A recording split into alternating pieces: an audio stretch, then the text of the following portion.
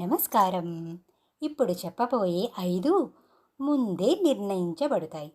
అవి ఏంటంటే ప్రాణి గర్భంలో ఉండగానే ఆయుష్, కర్మ, ధనం, విద్య, మరణం అన్నీ నిర్ణయించబడతాయి. అయితే వాటిని మార్చే శక్తి ఆ పరమాత్ముడొక్కడికే ఉంది.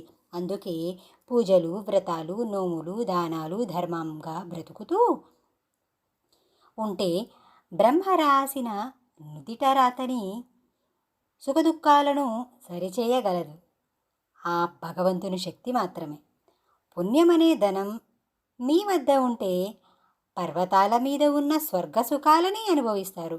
ఆ పుణ్యమనే ధనమే మీ వద్ద లేకపోతే మెరుగున కరికొండ అనగా బంగారు కొండను చేరినప్పటికీ చిన్న ముక్క కూడా వెనక్కి తీసుకురాలేరు.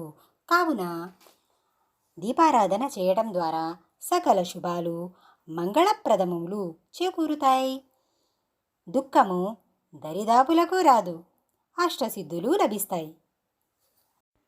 హర నమ పార్వతీపతయే శివ హర హర మహాదేవ శంభో.